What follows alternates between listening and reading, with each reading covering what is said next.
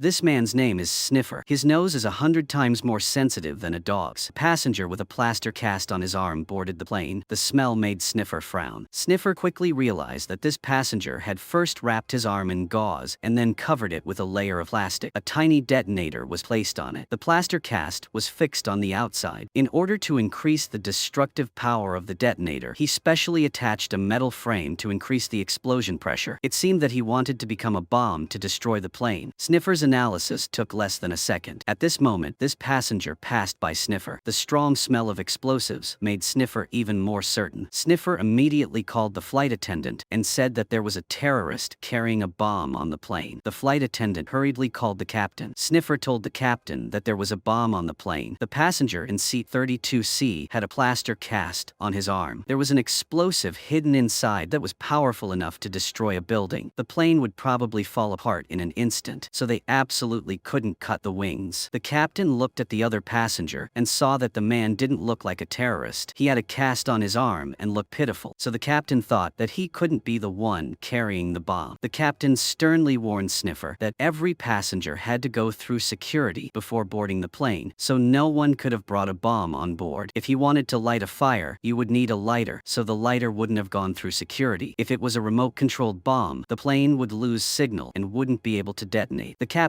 told Sniffer not to cause a panic or they would call security to kick him off the plane. Sniffer was extremely angry. Sniffer had to explain that he smelled acetone peroxide. This was the ingredient used to make bombs. He absolutely could not be mistaken. Sniffer said that if the captain wanted to cut the wings, all 208 passengers on the plane would die. The captain and the flight attendant looked at each other. There was a mockery on their faces. The captain said that Sniffer did not have any evidence. Sniffer only relied on his sense of smell to determine that there was a bomb on the plane. The captain said that Sniffer thought he was a sniffer dog. Sniffer sighed and did not continue to explain. Sniffer only said that 35 minutes ago, the two of them had done it twice in the cockpit. The two were stunned because Sniffer had hit the nail on the head. They did not know that Sniffer's nose was 100 times sharper than a dog's. This time, the captain no longer doubted Sniffer's sense of smell. He hurriedly went to report to the police. Sniffer had successfully prevented a terrorist attack. However, Sniffer's ability did not stop there. Sniffer had just returned home when he received a phone call from his ex-wife saying that his son Alex was selling marijuana at school because the principal wanted to expel Alex. Sniffer rushed to school. The principal coldly said that Alex and 3 other students were high on drugs in the garage. The principal found marijuana on him. According to school regulations, the principal not only expelled them, but also had to send them to juvenile court to serve time. The principal also warned all students to absolutely become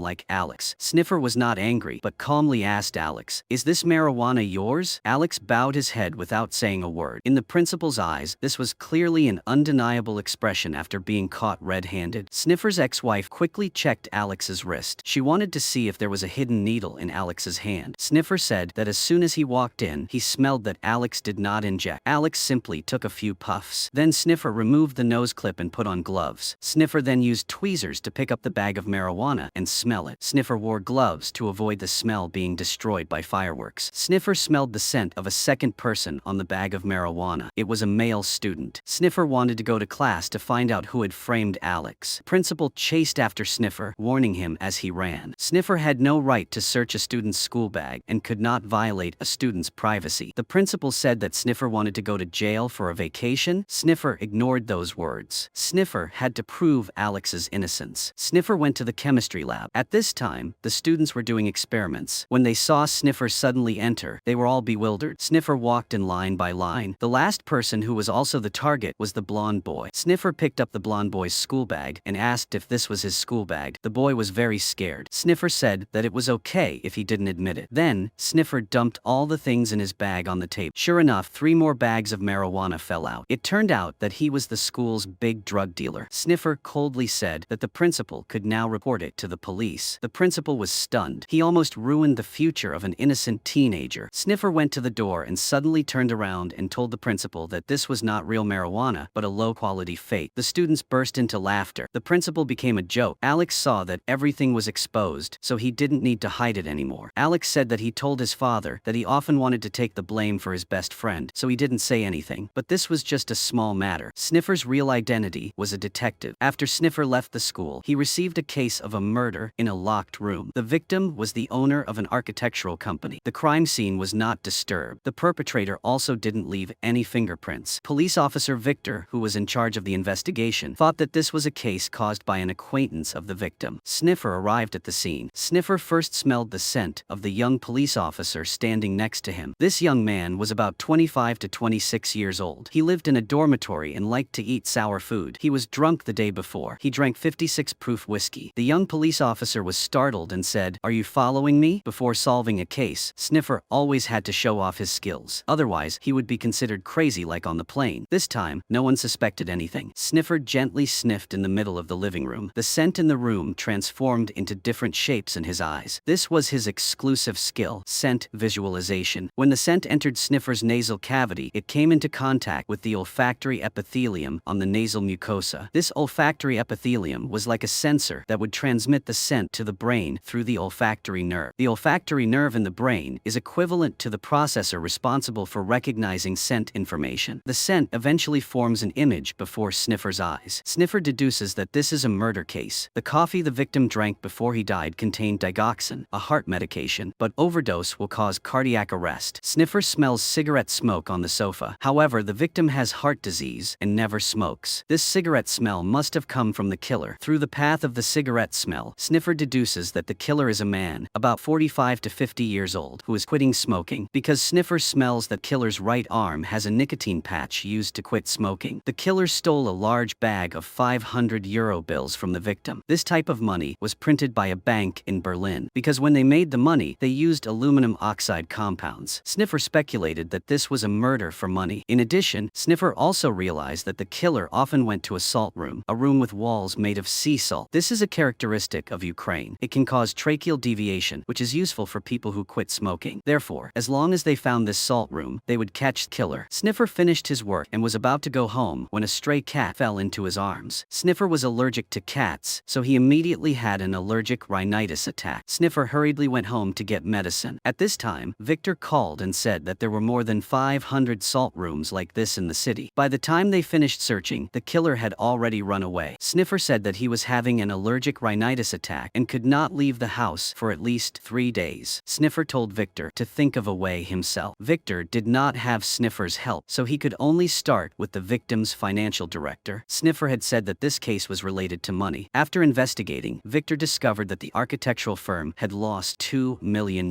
The director said he didn't know how it was lost, because when the murder happened, he was at a bar exercising with 4 waitresses. He had a clear alibi. The investigation was at a standstill again. Victor couldn't take Sniffer to see a doctor. Victor wanted Victor to recover quickly so he could continue the investigation. But Sniffer hated going to the doctor the most. Every time he went, the doctor would prescribe some allergy medicine. It only treated the symptoms, not the root cause. But this time, the female doctor was different. She only used a flashlight to look at his nose. She immediately guessed that he often wore a nose clip and was allergic to cats. The nasal mucosa was irritated by the allergy medicine and bled. Sniffer was a bit surprised when he met someone as intelligent and logical as he was. Sniffer immediately guessed that she was about 35 years old and lived alone. She had no children or pets. She often swam in pools with excessive chlorine levels. She also liked to drink strong coffee and often ate round foods like chocolates. Although Sniffer had allergies and rhinitis, his sense of smell was still sharper than normal people. The female doctor prescribed medicine for Sniffer, treatment with the gas vibration method. Then Sniffer received a second murder case. The victim was the previous CFO. This person died from a gunshot wound. When the forensics at the scene saw Sniffer arrive, he shook his head. He did not believe that anyone could surpass his 20 years of experience based on their sense of smell. Sniffer only smelled the victim's hand, and he judged that the murderer was the same person as the previous victim. The CFO's hand had held the handbag containing a large sum of money from the previous case. The bag had been taken away by the murderer. Both of their hands smelled of titanium dioxide. This smell is often found in paintball bags. This shows that the killer or the CFO often plays this game. Sniffer went to the trunk of the car and the victim's body. The forensics officer standing nearby was very surprised when he heard Sniffer conclude that the bag belonged to the killer, because there was no smell of titanium dioxide in the CFO's car. The truth was clear. The CFO and the killer were accomplices. He hid the killer who stole money and killed the boss. Then he came back to blackmail and was killed by the killer. The next step was to catch the killer. Sniffer smelled the distinctive smell of scrap paper and plastic on the bag. There was only one paintball club in the whole city that was open next to the scrap paper and scrap recycling warehouse. The two immediately went there. Victor was responsible for shaking hands with players. Sniffer took the opportunity to sniff around to find someone with a smoking cessation patch. When Sniffer changed his clothes, he smelled a familiar scent. A bald man walked in. There was indeed a smoking cessation patch on his arm. Everyone put on their helmets and entered the field. The smell of titanium dioxide and the sweat of more than 20 players mixed together, making Sniffer unable to tell who the culprit was for a moment. When the game started, Sniffer hid to the side to observe. Suddenly, someone was eliminated. After he took off his helmet, Sniffer identified that person as the culprit. Sniffer had just told Victor to catch the culprit when he was unexpectedly shot by a paintball and eliminated. Sniffer reminded Victor to be careful because the culprit had a weapon on him. Victor quickly chased after the culprit alone. The culprit ran around the steel maze with a bag. Victor climbed up high and jumped down suddenly. Victor finally subdued the culprit. Sniffer had just finished his work when his ex-wife told him some bad news. Alex was arrested by the police on suspicion of murder. Sniffer immediately went to the police station with Victor. The police chief said that Alex had killed a drug dealer. At that time, Alex was standing next to the body with a gun. Sniffer did not believe it at all. Alex had naively confessed to his friend before, so Alex certainly did not have the courage to kill someone. Sniffer wanted to see his son, but was refused. The police chief was afraid that both of them would collude to deny the crime. Sniffer could not bear it any longer, so he removed the nose clip and took a deep breath. Then Sniffer said that the police chief was 45 years old and did not smoke. He had no wife or children because he loved the bees he raised more than anyone. The police chief was shocked to realize that Sniffer was a famous humanoid police dog in the detective world. Sniffer wanted to ask to investigate this case, but he was still determined not to let Sniffer see Alex. Sniffer had no choice but to go to the crime scene with Victor. The neighbor heard the movement from the cat's eye hole, so he secretly observed. Victor immediately used tape to seal the cat's eye. It was illegal for them to investigate a case without permission. Victor took out a lockpick tool and then used steam to melt the glue and peel off the seal. Victor also learned from Sniffer and smelled it and said that this was a seal made of white paper. Sniffer was speechless because it was obvious to the naked eye. At this moment, the neighbor's tape covering the cat's eye suddenly came off. He saw their actions clearly, so he immediately called the police. At this time, two of them had entered Sniffer's house. In the middle of the living room, the scent image was displayed. Alex was indeed here at the time of the murder, but Alex was holding a gun and lying on the ground. It seemed that Alex was unconscious. Sniffer took another deep breath and smelled the scent of the sheriff and two paramedics who had arrived. This was normal. The police were definitely investigating the scene, but Sniffer still felt something was wrong. Sniffer took a deep breath for the third time to get rid of unrelated smells. Sniffer detected the smell of a second gunman. The gunman was a man around 35 to 37 years old. Because the smell at the scene was too complicated, Sniffer couldn't tell whether that person had fired a shot or not. Sniffer smelled flour behind a floor lamp. Sniffer guessed that 3 kilograms of flour had been hidden here. Sniffer speculated that the murderer must have killed someone for the flour and then framed Alex to divert the investigation. After that, two left. The police chief learned from the neighbor that the two were investigating the case on their own, so he immediately called Victor's superior to forbid them from continuing the investigation. The investigation hit a dead end. Sniffer was so worried at home that he couldn't sleep. His ex-wife cried every day. That day, a bald guy suddenly came to Sniffer and said that he was in the same prison as Alex. He said that he knew who the killer was. He wanted $1,000 as a reward. Sniffer smelled Alex's scent on him, so Sniffer went to get the money. The bald guy took the opportunity to sneak up and steal a silver cup. When Sniffer went out, he only gave him $900. The bald guy looked unhappy. Sniffer said the cup he had just stolen was only worth $100. The bald guy had no choice but to return the cup. Sniffer gave the rest of the money. Then the bald guy suddenly knocked Sniffer unconscious. Then he stole all the silver cups. Later, Victor found out, so he immediately took Sniffer to the hospital. The female doctor helped Sniffer clean up the blood in the nasal cavity. The two looked at each other. Sniffer was immediately moved. He held her small hand, but he found that he could not smell the scent on the female doctor. He held the orange next to him and could not smell anything. It was the bald guy who had damaged his nose. Victor then found the bald guy's address. Victor prepared to arrest him to question who the culprit was all along. But when Victor arrived, he found that the bald guy had been killed. This time, the clue was cut off again. Sniffer speculated that the bald guy's appearance was to destroy his sense of smell to hinder the investigation. What was even more surprising was that the police, through ballistic testing, identified Sniffer's son as the culprit. Immediately after that, Victor received a phone call saying that on the day of the murder, the police chief did not come to the scene but sent another investigation team. team. Sniffer immediately understood that the second gunman was the police chief. That's why Sniffer thought the sheriff was also at the scene at first. The sheriff knew that Sniffer's nose could detect his secret, so he deliberately ordered someone to sabotage Sniffer's sense of smell. He was the real killer who killed the drug dealer. Now, they only needed to find the flower to convict him. Although Sniffer had temporarily lost his sense of smell, his mind was still very sharp. Sniffer knew that the sheriff had a bee farm, so there was a high chance that the flower was hidden there. Then they found a hacker. They disguised themselves as tourists and went to the bee farm. They took the opportunity to visit and install surveillance cameras. Then they also broke the window to trick the neighbors into calling the sheriff to inform them that their bee farm had been robbed. At this time, the hacker had also connected the surveillance cameras. Next was the moment of waiting for the prey to fall into the trap. The police chief received the news and hurried back from elsewhere. He didn't go into the house but went straight to the beehive. Then he opened a beehive and checked the flower package. When he left, he accidentally found a camera, so he immediately realized that he had been set up. Because a surveillance camera had no image due to a bad signal, Sniffer and the others didn't notice the sheriff walking towards them. After collecting the evidence, they were about to leave when the sheriff stopped them. Because he had a gun in his hand, they didn't dare to resist. Fortunately, the hacker was quick-witted and went around behind the sheriff. Then he suddenly opened the box and made a noise. The moment the sheriff turned around, Sniffer immediately jumped in and knocked him down. The police then conducted a comprehensive investigation. Finally, the truth was revealed. The sheriff always covered up for drug dealers to collect protection money. When Alex bought flour, he discovered this secret, so the sheriff decided to kill the person to silence him, hide the flour, and frame Alex. After everything was over, Sniffer rested for a month before his sense of smell recovered. Very quickly, Sniffer received a new case. In a military hospital, 4 soldiers were shot dead in one night. Sniffer first checked the medical staff. Sniffer smelled the doctor on duty. He had just operated on a patient with necrosis, so he had a foul smell on him. Sniffer found the nurse on duty sleeping on the table all night, and she had a cold breath on her. Neither of them were the murderer. Then Sniffer went to the patient's room and took a deep breath. Sniffer smelled the murderer on the victim. The murderer was about 20 to 25 years old and did not take medicine but had drunk alcohol before committing the crime. It was probably to gain the courage to kill. The murderer had scar healing ointment on his body. The director took out prescription records and found out that a soldier had prescribed this ointment. The two went to the barracks to find him. Sniffer did not smell any alcohol on him, so Sniffer immediately dismissed the suspicion. But the soldiers sadly said that they were new recruits from out of town and were often beaten by the head instructor. The two went to the head instructor, but he said there was no bullying. At that time, the head instructor's wife came to ask for money to buy clothes. He immediately acted like he was pampering her, not like a cruel person. The soldiers were still training normally, and no one said they were being bullied. It seemed like someone was lying. They checked the police's ballistics, and it showed that the killer used a TT-type pistol. From then on, after the barracks turned off the lights, the two soldiers went up to the kitchen to drink and eat pickles. They drank until there was only one pickle left. One of them went into the warehouse to get more. At that moment, a masked man dressed in black entered, using a TT pistol with a silencer. This man fired several shots at the soldiers outside. When the soldier in the warehouse heard the gunshots, he quickly locked the door. Killer could not open the door, so he shot to break the lock. When the patrol soldier heard the noise and ran over, the killer had already run away. Only the shot soldier was left lying on the ground. The killer could freely break into the barracks, so he must have had a shortcut. Victor, with the help of the patrol soldier, found an abandoned gate in the back. Anyone could enter and exit from there. Sniffer found a black woolen thread in the kitchen that matched the killer's scent. There was also a smell of synthetic leather on it. This type of leather was often used to make bus seats, and the smell was also very strong. This shows that the killer came to kill people on a new bus. They found this new bus. Maybe they will catch the killer. At the same time, the head coach's wife received a mysterious text message to meet at 6 p.m. He saw that his wife seemed worried, so he asked what was wrong. She said that she had made an appointment with her best friend to go to the movies tonight. This reason was so unusual that he didn't seem to suspect anything. At this time, Sniffer and Victor went to the bus control center and found out that the new bus was still on the road. The two immediately stopped the bus. Victor asked the driver if he had seen a man wearing a black scarf last night. The driver certainly had an impression of that person because the person used a scarf to cover his face and was dressed very conspicuously. Based on the location where this person got off the car, the two found the murderer's house, but there was no one inside. As soon as Sniffer entered, he smelled the scent of a gun. Then, Sniffer also found the black bag that contained the gun and bullets. There was also a diary. It was written that the murderer was a soldier. The diary should have a photo of him and the head coach's wife. At this time, the head coach's his wife went to meet the mysterious person that was also the murderer. In addition, the two of them were actually legally married. The head coach had robbed his wife and separated them. He also ordered his subordinates to destroy the husband's face. After escaping, he got involved in revenge and killed the soldiers who had destroyed his face. When the two were kissing, the head coach suddenly appeared. He had already discovered that his wife was panicking when reading the message, so he secretly followed her. He was extremely angry and wanted to kill someone, but the husband suddenly rushed at him and knocked him down. Then he told his wife to run away. However, he was eventually shot dead. The wife fled to an abandoned warehouse. The head coach quickly chased after her. She picked up an iron bar and beat him from behind. Then she kept hitting him. Finally, she beat him to death. The law ruled that she was in self-defense, so she was not arrested. Those who have harmed others will eventually suffer. At this time in the city, a nanny was playing frisbee with a little boy. The frisbee fell to the ground. A man wearing black gloves picked it up and gave it to her. Unexpectedly, he suddenly sprayed her with sleeping gas and took her away. After she passed out, the little boy was also kidnapped. The kidnapper blackmailed the child's father for 120,000 euros. Otherwise, he would kill the hostage. Sniffer felt that the amount of money was very strange. Why did the kidnapper ask for such a small amount of money? The kidnapper only gave them 48 hours to prepare the money. The child's father was a tycoon, so he was not short of money, but he was afraid that the robbers would kill the hostage after taking the money, so he called the police. Sniffer smelled the plate and knew that the kidnapper was a man, but the kidnapper was wearing gloves, so Sniffer could not guess his age or height. However, the plate smelled of a drink. Kidnapper had drunk a drink. Victor immediately sent someone to look for a soda can in a nearby trash can. The father was not satisfied. He said that he had come to solve the case, not to clean up the trash. At this time, the police found the soda can. Sniffer smelled it. Based on the sweat, Sniffer guessed that the kidnapper had gray hair and was about 50 years old. He was a heavy smoker. He smoked at least a pack of cigarettes a day. There is a high concentration of nitrosamine in sweat. It is a carcinogen found in tobacco. There is also a methanethiol smell that smells like rotten eggs. It is a drug used to treat liver disease. Sniffer speculates that the kidnapper is in the final stages of liver cancer because the soda can smells like disinfectant from a private clinic. There is also some kind of spray paint smell. Sniffer is not sure where this smell comes from. He has to go home and do an experiment. Sniffer cuts open the soda can and drops an odor eliminator to extract the spray paint smell. Sniffer immediately thinks of cars. Sniffer calls Victor and says this is Cars spray paint that also smells like mineral oil and kaolin. It is a spray paint specifically for used cars. Victor has a list of patients from the private clinic that is filtered out for liver cancer, gray hair, about 50 years old, combined with the occupational characteristics of a used car dealer. Then they found a patient who had been discharged from the hospital 4 days ago. Victor immediately took action with his subordinates. The store clerk said that the boss had gone to the airport half an hour ago. She then provided the license plate number and the time of his flight. Victor immediately contacted the airport to request that the plane not take off. Then, Victor drove to block his way. Victor asked the man why he kidnapped the child. He was confused and asked which child. He said that he had been at his son's house in Los Angeles for the past 3 days. He had the plane ticket as evidence. Victor realized that he had kidnapped the wrong person. So who was the real kidnapper? Soon after, the father of the kidnapped child received a threatening letter from the kidnapper. Inside was a lock of hair. Sniffer smelled the hair. It was indeed the child's hair. Sniffer smelled the letter again. It smelled of the leaves of the Polish basil. This plant was quite rare and did not grow in the city. It usually only grew in the suburbs. Sniffer guessed from the smell on the letter that the kidnapper's liver disease had improved as if it was about to be cured. But how could that be? Even after surgery, he couldn't have recovered so quickly in such a short time. There was also the smell of Japanese tea, but there were countless places that sold Japanese tea. They couldn't check every single place. The father of the kidnapped child was worried because the kidnapper demanded that he hand over the money before 4 p.m. or else the kidnapper would kill the hostage. Victor started investigating from the sender. The letter was sent by the nanny. This showed that she was related to the kidnapper. The police discovered that the nanny had also been to a Japanese restaurant, and that was where the smell of Japanese tea came from. The two immediately went to the Japanese restaurant to investigate. After they took out the nanny's photo and asked the manager, he said that the nanny used to come to see a tea master. This shop used to be owned by him, but was bought by the father of the kidnapped child half a year ago. Victor entered this person's information into the patient list, but the result was only a female patient. Married women usually take their husband's last name. It turned out that the patient with liver cancer was actually the kidnapper's wife. The two of them immediately went to the private clinic, but they found that the female patient had already been discharged from the hospital. But they were lucky to find a hair hair clip, Sniffer discovered that the smell on the plate and the envelope came from the female patient. At the same time, after they left, the manager of the Japanese restaurant immediately called the father of the kidnapped child. He immediately knew that his old rival was the kidnapper. However, no one knew this person's address. Only the nanny had contacted him. The father of the kidnapped child immediately went to the nanny to ask for the address, but she refused to say anything. At this moment, the nanny's phone rang. It turned out that the kidnapper had called. The father of the kidnapped child immediately asked someone to find the location of the phone number. Then Sniffer and Victor also arrived. At this time, the nanny no longer hid the truth. It turned out that her father, the kidnapper, and the father of the kidnapped child were business partners in the past. Later, the business of the father of the kidnapped child grew stronger and stronger, forcing her father and the kidnapper to sell the company to him at the lowest price. Her father could not bear this life, so he finally sought death. At that time, the kidnapper's wife was suffering from cancer, so he urgently needed money for medical treatment. In order to avenge her father, the nanny cooperated with the kidnapper to kidnap his son to spend money. The truth was finally revealed. The kidnapper had booked 2 plane tickets and was hastily arranging for his wife and child to leave. Unexpectedly, the father of the kidnapped child arrived in time. He rushed in and punched the kidnapper, then strangled him, wanting to kill him. The kidnapper's wife quickly pretended to hit him on the head with a beer bottle. He then slapped her. He picked up the gun, wanting to kill her and blame the kidnapper. At the critical moment, Sniffer and Victor arrived in time to prevent the tragedy from happening. The next morning, Sniffer was leisurely drinking coffee at home when he suddenly received a mysterious package. There was no sender information on it. After opening it, he found a box containing a pen and a piece of paper. Sniffer picked it up and smelled it, but there was no scent. This was strange. He opened the paper and saw that it only had 3 words written on it: "Save her." Sniffer immediately called Victor for help. Although the letter had no scent, the silver pen had a scent. It came from a blonde woman about 25 to 30 years old. The pen also had the scent of a horse stable and paper money. The two of them immediately went to the horse stable to investigate. After Sniffer smelled the body, he was puzzled because there was no other person's scent on the body. While Sniffer was at a loss for what to do, the murderer suddenly called Sniffer and said that her death was all because of him. Sniffer had disappointed him so much, but perhaps Sniffer still had time to save the second person. Sniffer was extremely angry. This murderer was clearly targeting Sniffer, but Sniffer didn't know what his purpose was. Victor found the second box at the scene. Sniffer sniffed it, but he still didn't smell anything. The box still contained a piece of paper and a pen. The note said he was somewhere nearby. It was probably the second target. The pen smelled like a mixture of engine oil and gasoline. This was the typical smell of a motorboat engine. There was also the stench of rotten wood and plankton. This was a type of algae that grew in lakes or ponds. It seemed that the second target was the boatman. There was also the smell of hair conditioner on the pen. Sniffer guessed that the target was about 50 years old and had gray hair. Sniffer sniffed again and found that there was also the smell of grilled meat. The second target was probably near a barbecue restaurant. The two immediately went to the nearest lake, boat, and barbecue restaurant and asked the owner of the boat company. They finally found out where the target lived. However, there was only a dog in the house and no one else. Sniffer finally found the second target dead in a small wooden boat. This time, too, there was no other person's scent on the victim. Could the killer be the person Sniffer had sent to prison before? And was he taking revenge on Sniffer now? At this time, the killer changed his phone number to call Sniffer. He said that Sniffer was increasingly disappointing him. He gave Sniffer another chance. If Sniffer couldn't save the third person, he would definitely make Sniffer's life a living hell. Sniffer didn't want to be passive anymore, so the two of them contacted the police to look up the sender's information, but they couldn't find anything. The package seemed to have appeared out of nowhere. The sender's phone number couldn't be traced either, because the killer used a different number every time. To ensure Sniffer's safety, Victor and his bodyguards protected him 24/7. The third package was quickly delivered. There was still no scent on the paper, but the scent on the pen indicated that the third target was a middle-aged man, around 30 to 35 years old. There was a smell of propylene glycol and monochloramine. Propylene glycol is used to make antifreeze. Monochloramine is a strong deodorant. Shoe deodorants are made from it. Combining these clues, Sniffer deduced that the target was working at an ice skating rink. Ice skating shoes would use deodorants inside. There was also a distinctive scent of briar, a type of wood used to make pipes. The place where the pipes and ice skating rink also existed was definitely a shopping mall. The police immediately located the location and took Sniffer there. They quickly went to the skate rental counter. There was a blonde woman working. Victor had someone monitor the crowd passing by. This time, they wanted to catch the killer. At this time, the killer called again, asking Sniffer if the pizza was good. Sniffer's nose nose was getting more and more useless because he was looking in the wrong place. It seemed that the third person would also die because of Sniffer. After the killer hung up, a piercing scream rang out in the mall. The police rushed over and saw a gagged employee in the corner. He was an electrician at the mall. The attacker had snatched his work uniform and put it on. Then he went back to the beauty salon. Only then did Sniffer react. Propylene glycol can also be used in the beauty industry. Everyone immediately rushed over. They found that the third target had been murdered. There was a box next to the body. Sniffer opened it and saw a sentence written on the paper. "You killed her." Sniffer angrily tore the paper to pieces and ran out with a megaphone, shouting, "I'll find you and kill you, you bastard." But the killer had already escaped. Seeing the victims die one by one made Sniffer decide he was no longer a detective. Sniffer went home and researched all night and finally found out why the paper had no smell. However, he had come up with a way to deal with it. But even if Sniffer didn't want to be a detective anymore, the killer wouldn't let him go. The fourth delivery box was sent to the police station. Sniffer went to remove the outer packaging and used a new odor enhancer he had created to make the paper smell like zinc resin. This was a deodorant the killer had used to make the letters smellless. This time, the smell on the pen came from an 8 or 9-year-old girl who was studying dance at an art school. Since the pen smelled of wood, the school was definitely near a woodworking shop. There was also the smell of conifers. Victor quickly determined the location of the art school in the suburbs, but too many. The same thing happened at the mall, so Sniffer sprayed some of his scent enhancer on the pen. Sniffer found that the scent of the conifer was redundant. It was something the killer had intentionally applied to trick Sniffer, so Sniffer deduced the opposite. Sniffer was certain that the art school was in the city. This time, Sniffer finally managed to save the girl before the killer could strike. But this time, the killer did not call. Sniffer sniffed the paper carefully. The scent gradually spread. Sniffer finally determined that the killer was the first delivery man. Because Sniffer smelled the delivery man's pen, it smelled the same as the first pen. Victor immediately determined the killer's address. But when everyone arrived, the killer had already escaped. However, they found a poster of Sniffer on the wall. Sniffer's eyes and nostrils in the photo were punctured. It seemed that he hated Sniffer very much. At this time, the killer finally called. Victor also asked the hacker to determine the killer's location. Under the killer's instructions, Sniffer got the fifth pen. Sniffer picked it up and smelled it. Sniffer was surprised because it was the smell of the female doctor who had treated his rhinitis. Sniffer could no longer calm down. Sniffer said, "If you dare to touch her, I will make you die without a burial place." But the killer was not afraid. He told Sniffer to go alone to save the people. Otherwise, he would kill the hostage. Victor could only send people to secretly surround him. Sniffer put on a Bluetooth headset and a bulletproof vest and went to an abandoned gym. The female doctor was tied to a chair. Sniffer was about to rush to save her when he saw the killer appear. The killer was in a sniper position, so the police had no way to lock on to the target. Victor immediately told Sniffer to take 2 steps back to lead the killer out, but this action was discovered by him. He retreated to a blind spot and said, "You're smart, but I'm smarter." He thought that everyone in this world was trash and filth. For example, the girl Sniffer saved, she had muscular dystrophy. Even though she was saved, she wouldn't live long. The previous victims were either prostitutes or drug addicts. They all deserved to die. He thought he was helping the world get rid of mold and weeds. But the killer felt that being so smart was lonely, so he played cat and mouse with Sniffer. Sniffer took a deep breath and said, "You've been living alone for the past 10 years, and no woman has ever liked you. You're a failure. You're the trash. You're the trash of this world." The killer was so angry that he ran out and pointed a gun at Sniffer. He said, "You're the trash. A freak like you shouldn't exist in this world." Although the killer had gone out of the blind spot, he was hidden by the architecture. The shooter also saw him holding a bomb detonator. He then gave it to Sniffer and said that as long as Sniffer was 10 meters away from the female doctor, the bomb on her body would explode. Then he ran away, but Sniffer felt that the detonator inside had no electricity, so it couldn't detonate the bomb. Sniffer realized he had been tricked, so he turned around and chased after the killer. Victor finally ran over, but he only saw Sniffer sitting on the ground. The killer was dead. Then Sniffer calmly left. The female doctor was finally rescued safely. That's all the content of the movie The Sniffer. Today's movie ends here. Thank you for watching. Goodbye, and see you again.